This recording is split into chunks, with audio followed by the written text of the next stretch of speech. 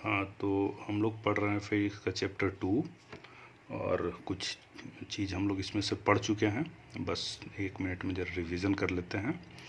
तो दो चीज़ मतलब एक तो आपको बताए थे, ये याद रखिएगा, यूज़फुल है। वर्क डन का रिलेशन क्या होता है, तो F dot D R. Force variable हो तो कांस्टेंट हो तो एफ डॉट आर। और दूसरा चीज़, पोटेंशियल एनर्जी में होने वाला चेंज किसके बराबर होता है, negative of work done by internal force, या ये बराबर होता है work done by external agent. ये भी लिख सकते हैं कि change in potential energy equal to work done by external agent, ये भी होता है। तो इसीलिए ये तो क्लास 11th का रिलेशन है वर्क पावर एनर्जी वाले चैप्टर से। उसके बाद हम लोग इलेक्ट्रिक पोटेंशियल एनर्जी का कैलकुलेशन किए थे डेराइव करके। पहले वर्क डन निकाले थे कि भाई दो चार्ज है, दोनों के बीच का सेपरेशन R1 है, फाइनल सेपरेशन R2 है। यहाँ से यहाँ जाने में work done by electrical force क्या हुआ, ये पहला चीज़ देखे थे। और वहीं से निकाले थे चेंज इन पोटेंशियल एनर्जी। ये बताए थे कि दो चार्ज के बीच का सेपरेशन इन्फिनिटी हो तो पोटेंशियल एनर्जी उस पेयर का क्या लेते हैं, 0। और इस तरह से किसी R सेपरेशन पर कितना पोटेंशियल होगा वो ये निकाले थे कि Q1 Q2 बाई R। इसमें एक दो बात आपको बताए थे। क्या बताए थे कि दोनों चार्ज, अगर आपके पास एक पेयर ऑफ चार्ज है, दोनों पॉजिटिव या दोनों नेगेटिव हो तो पोटेंशियल एनर्जी पॉजिटिव होता है। और ऐसी स्थिति में सेपरेशन जितना बढ़ेगा पोटेंशियल एनर्जी घटेगा। जबकि एक पॉजिटिव और दूसरा नेगेटिव चार्ज हो तो सेपरेशन बढ़ने के साथ पोटेंशियल एनर्जी बढ़ता है, वहाँ मैक्सिमम पोटेंशियल एनर्जी 0 होता है, ये बताए थे। और एक बात ये बताए थे कि अगर अपने पास दो से ज़्यादा चार्ज है सिस्टम में, तो वैसे में जितना पेयर बनेगा हर इंडिविजुअल पेयर का पोटेंशियल एनर्जी निकाल के टोटल जोड़ देंगे तो टोटल पोटेंशियल एनर्जी आएगा। तो पोटेंशियल एनर्जी स्केलर क्वांटिटी है, यूनिट तो वहीं जूल होता है। और इसीलिए अगर एक पॉजिटिव और एक नेगेटिव चार्ज हो तो पोटेंशियल एनर्जी नेगेटिव होगा। क्वेश्चन भी इस पे दिखाए थे, कैसे हम लोग आगे बढ़ता है, कैसे बनाते हैं क्वेश्चन, ये दिखाए थे। इसके बाद हम लोग इलेक्ट्रिक पोटेंशियल पे चर्चा किए थे। इलेक्ट्रिक पोटेंशियल पे क्या चर्चा किए थे, इलेक्ट्रिक पोटेंशियल क्या होता है, तो आपको बताए थे कि आपके पास अगर कोई चार्ज Q है और वहाँ से R सेपरेशन पे पोटेंशियल कैलकुलेट करना है तो किसी यूनिट पॉजिटिव चार्ज को इन्फिनिटी से यहाँ तक लाने में जितना वर्क डन करना पड़ेगा, मतलब work done per unit positive charge, है ना। जैसा बताए थे कि जिस चार्ज के चलते पोटेंशियल निकाल रहे हैं वो पॉजिटिव या नेगेटिव हो सकता है, बट जो चार्ज ला रहे हैं वो यूनिट पॉजिटिव होगा। पोटेंशियल का ये रिज़ल्ट आया था, डेराइव करके आपको निकाले थे। और फिर पोटेंशियल के बाद आगे बढ़े थे तो पोटेंशियल बताए थे कि यहाँ पर हम लोग का अगर सिस्टम में कई चार्ज मौजूद हो, दो चार्ज, 3 चार्ज, और किसी पॉइंट पर पोटेंशियल निकालना है तो सब इंडिविजुअल चार्ज के चलते पोटेंशियल निकालेंगे और सबको जोड़ देंगे। आपको ये भी समझाने की कोशिश किए थे इन एग्जाम्पल की मदद से कि यहाँ एक पॉजिटिव और यहाँ पर उतना ही का एक नेगेटिव चार्ज है, तो एग्जैक्टली बीच में पोटेंशियल क्या आएगा आपका, 0 आएगा। क्योंकि इसके चलते जितना पॉजिटिव पोटेंशियल होगा इसके चलते उतना ही नेगेटिव पोटेंशियल होगा, 0। और बोले थे कोई भी सिस्टम के चलते पोटेंशियल निकालना हमेशा आसान होता है, बिकॉज ये स्केलर है, यहाँ पर आपको डायरेक्शन से लेना देना नहीं है। हर छोटा छोटा टुकड़ा के चलते कहीं पोटेंशियल निकाल के जोड़ देंगे तो टोटल पोटेंशियल आ जाएगा। तो यहाँ तक ऑलरेडी हम लोग देख चुके हैं। अब हम लोग अभी जो देखेंगे वो क्या होगा, electric potential due to an electric dipole. किसी डायपोल के चलते किसी पॉइंट पर पोटेंशियल क्या होता है। हम आपको बताए थे जब डायपोल पिछली बार बता रहे थे पिछले चैप्टर में, तो डायपोल में बोले थे कि टोटल मिला के 5-6 केस है, जिसमें से 5 केस है टोटल, जिसमें से 3 केस आपको पिछली बार बताए थे। क्या क्या, टॉर्क ऑन अ डायपोल, दूसरा बताए थे कि डायपोल के चलते एक्सिस में कितना इलेक्ट्रिक फील्ड होता है और डायपोल के चलते उसके परपेंडिकुलर बाइसेक्टर में कितना इलेक्ट्रिक फील्ड होता है, ये बताए थे। यहाँ भी 1-2 केस होगा, जिसमें पहला केस अभी हम लोग देखने जा रहे हैं। ये क्या चीज़ है, तो electric potential due to a dipole.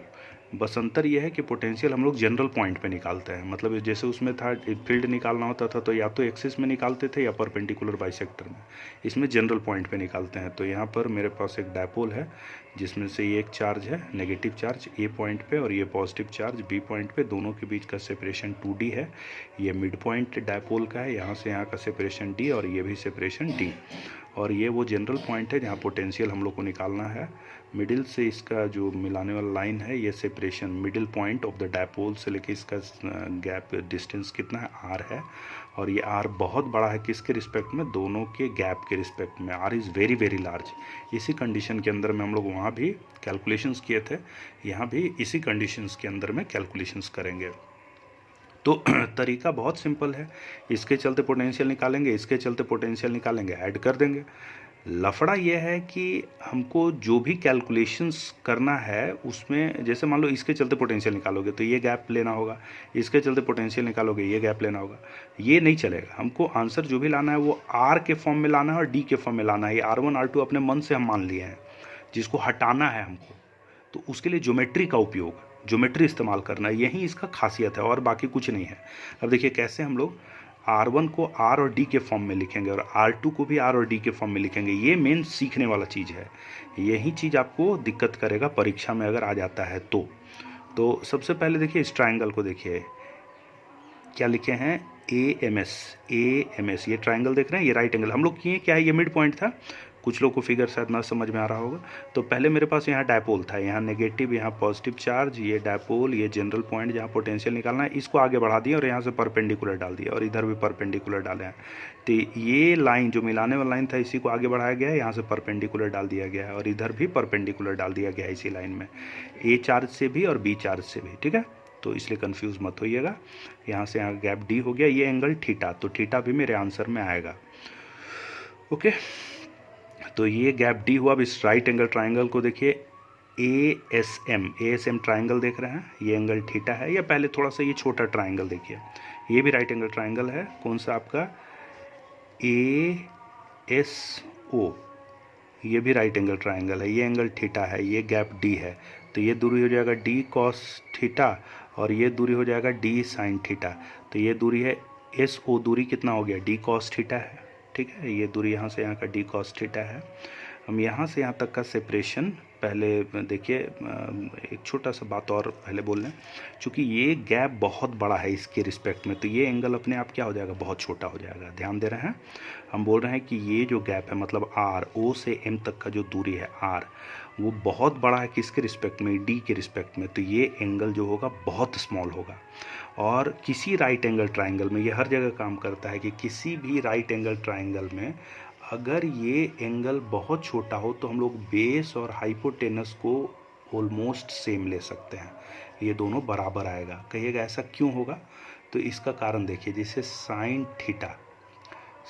Theta बराबर होता है P/H और कॉस थीटा बराबर B/H और टैन थीटा बराबर क्या होता है, P/B, ठीक है। अब जब एंगल बहुत छोटा होता है तो साइन थीटा और टेन थीटा का वैल्यू तकरीबन सेम होता है, दोनों जीरो की तरफ टेंड करेगा, दोनों वैल्यू बहुत छोटा होगा, दोनों लगभग बराबर होता है।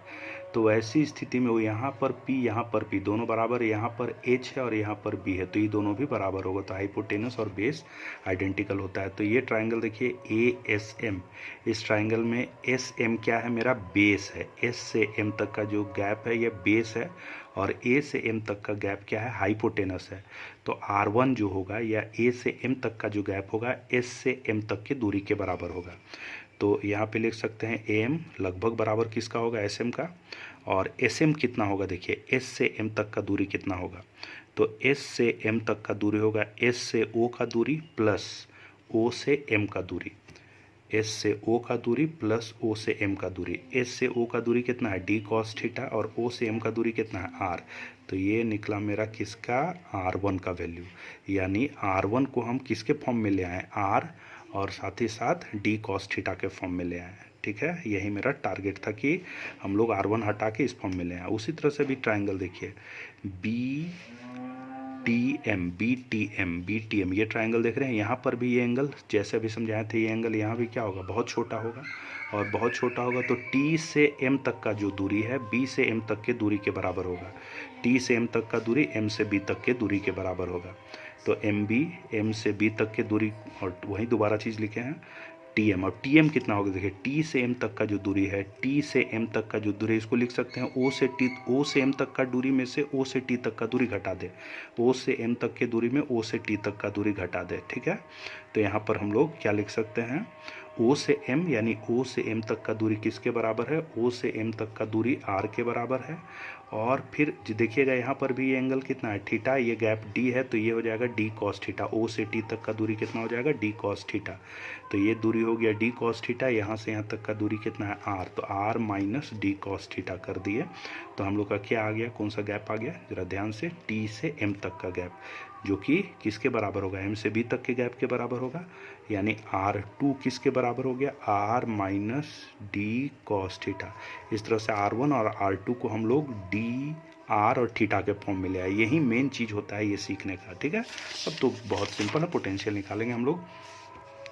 अब यहाँ पे हम लिखे हैं क्या चीज़, potential at m due to charge at a। ध्यान से देखिए फिगर, उस तरफ वाला रेफरेंस देखिए। इस चार्ज के चलते पोटेंशियल और इस चार्ज के चलते पोटेंशियल दोनों निकाल के ऐड करना है अभी हमको। तो V1 a पर नेगेटिव चार्ज है, इसलिए k 1/4 की जगह k लिखें। ये माइनस क्यू तो माइनस लिख दिए बाई R1 उधर से देख लीजिएगा कन्फ्यूजन होगा तो ये हो गया माइनस के क्यू। R1 की जगह कितना, डी कॉस थीटा, एक बार दिखा ही दे रहे हैं। तो R1 बराबर D cos theta plus R है और R2 बराबर R minus D cos theta, ठीक है। तो यहाँ पे अगर बात करेंगे तो V1 बराबर माइनस के क्यू, माइनस क्यों आया, चूँकि ये चार्ज नेगेटिव है। उसी तरह से potential at M due to charge at B, अगर ये देखेंगे हम लोग तो V2 बराबर के क्यू बाई R2, चूँकि चार्ज पॉजिटिव है तो ये पॉजिटिव ही होगा। R2 की जगह R minus D cos theta, ये V1 और V2 निकल गया। और टोटल पोटेंशियल निकालने का तरीका क्या, सबको ऐड कर देना है।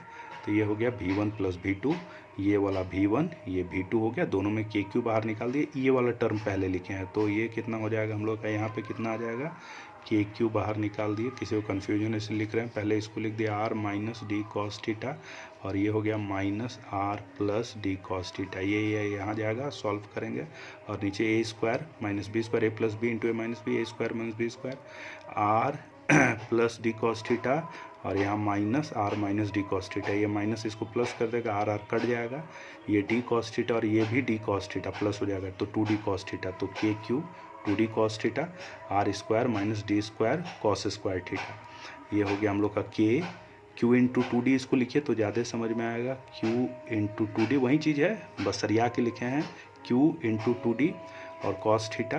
अब देखिए R क्या है हम लोग का, बहुत बड़ा है किसके रिस्पेक्ट में, D के रिस्पेक्ट में, तो ये बहुत छोटा हो जाएगा R से, तो इसको नेगलेक्ट कर दे रहे हैं। तो नीचे R स्क्वायर बचेगा सिर्फ।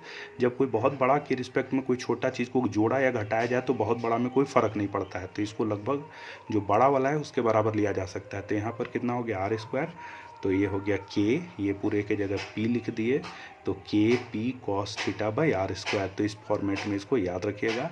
स्टेट बोर्ड में कभी कभी डेरिवेशन देता है, CBSE में न्यूमेरिकल या कुछ भी दे सकता है, रिजल्ट याद रखना है। Thank you.